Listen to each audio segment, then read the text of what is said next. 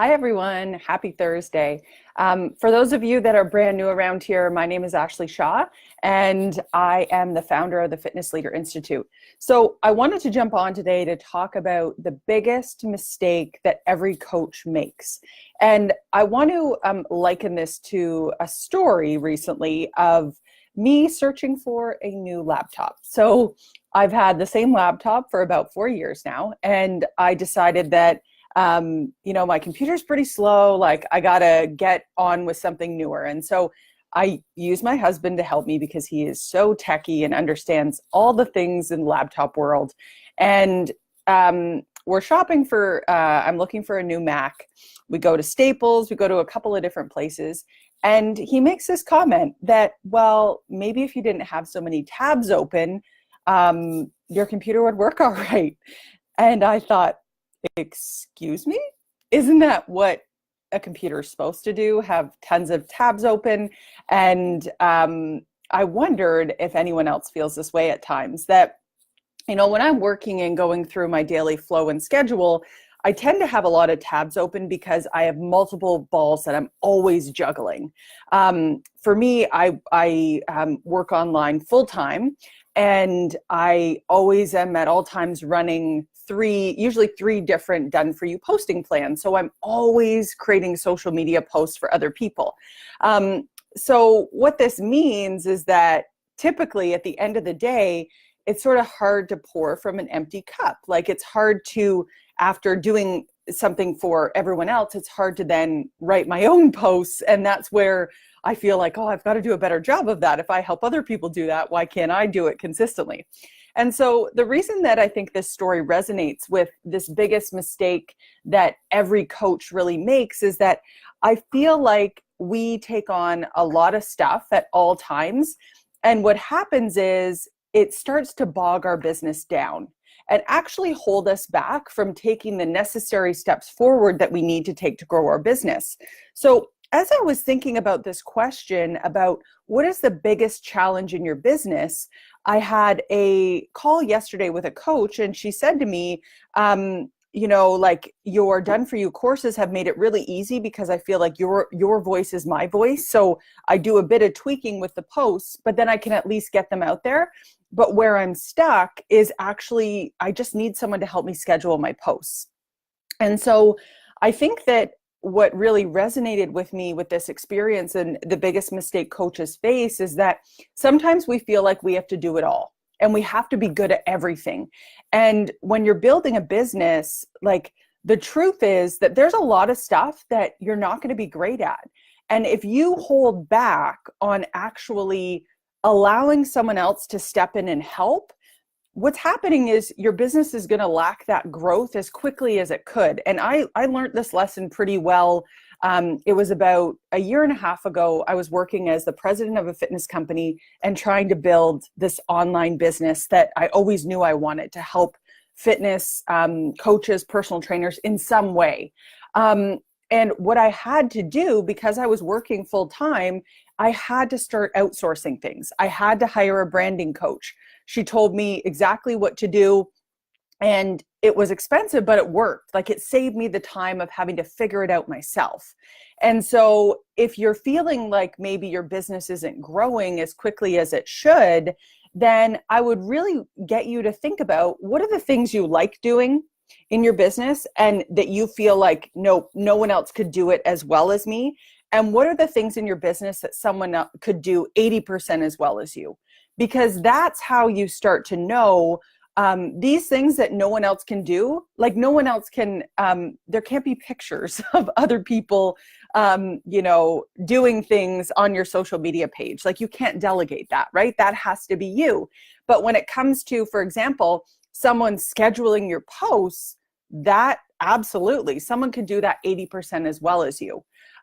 Or if it's, let's say, for example, thinking about your social media strategy, maybe that is your jam and you're really great at that, but maybe it's not. So it's really important to know the difference between those two areas. And I think that where I see my role in the whole fitness coaching world for you guys is that I feel like my job is to really help determine and understand what's holding you back so that you can move forward in your business. Because I am a sucker for simplicity. For those of you guys that don't know me, like, I tend to get overwhelmed when there's too much to do, when I have too many action items.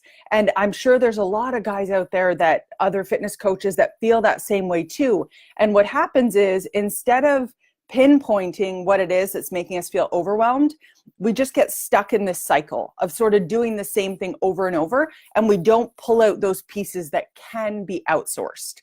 And I think that that's a really important piece that we need to recognize. So what I wanted to talk about is how this relates. I think there's 3 levels of coaches working at all times. And I want to talk to you guys about some resources and tools that I would recommend that you look at to help you start moving your business along, so that you're not taking on everything, and you're really deciding and being careful with what should I take on and what could I hire someone to do. And I guarantee you there are very reasonable rates and people out there that can help you. So if I were to describe the 3 levels of coaches, I would say the first level of a coach is that you've got to nail your Facebook posts, your Instagram posts, and your stories. If you are not nailing that stuff consistently yet, like, stay at level 1. You got to get that stuff nailed so that people consistently see you showing up. I'm doing a course right now with Chanel Johnson, and she talks about the fact that people on social media, the whole purpose of it is to build trust. So when you look at someone in the eyes and you can see how they talk and how they move, like, that is what builds trust. Think about it. If you were ever to hire a babysitter, you're going to watch, and in those first few minutes, you're going to know whether you trust them or not, or whether it's someone that you wouldn't want working with your kids. So being present on social media, getting behind the camera, and doing those activities is what builds trust in your audience. So if you're not doing that consistently, like, don't try to move on to anything else. Just focus on that part of your business and getting super consistent with your posts and with your stories. Now, let's say that is going very well for you. You're very consistent. You're showing up all the time.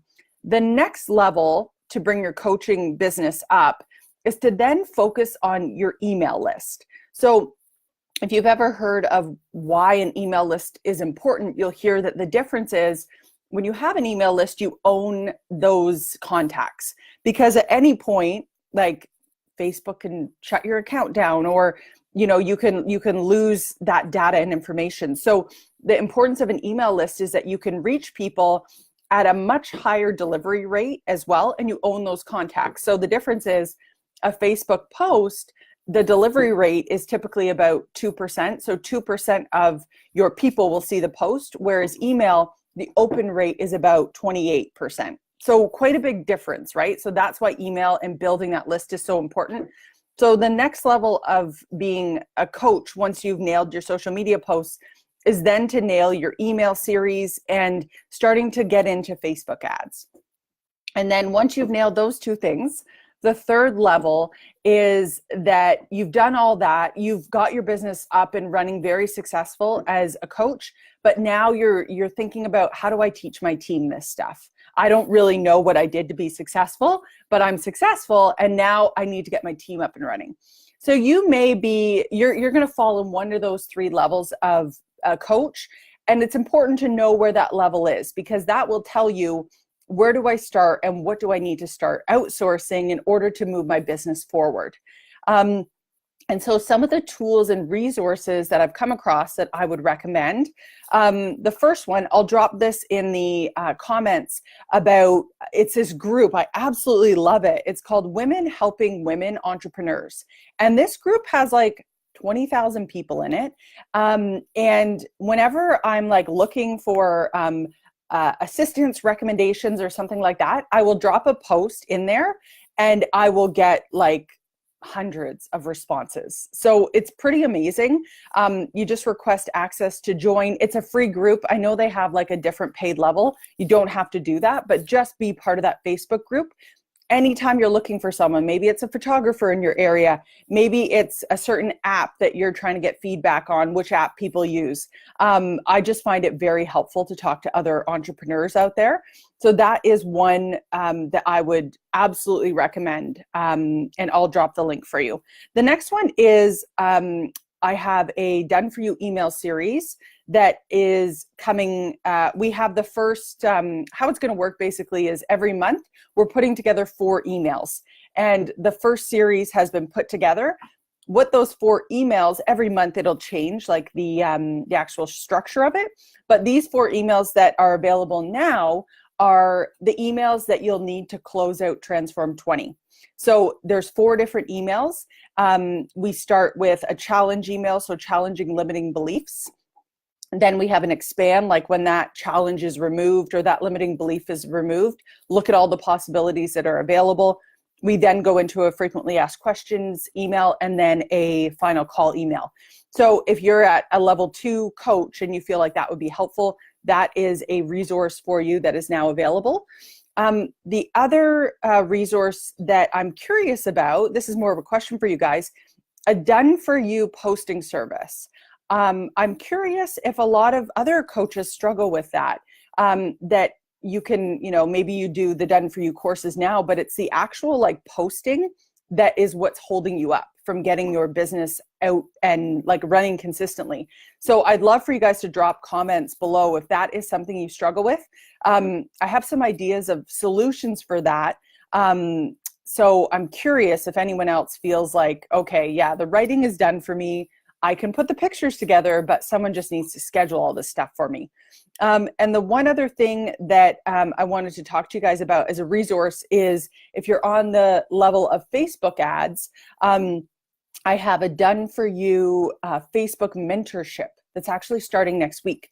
So I'm going to be walking everyone through exactly what they need to do to understand Facebook ads and how to make sure you're not just spraying and praying and hoping that it works for you. So those are a couple of new resources that are coming your way. Definitely check out Women Helping Women.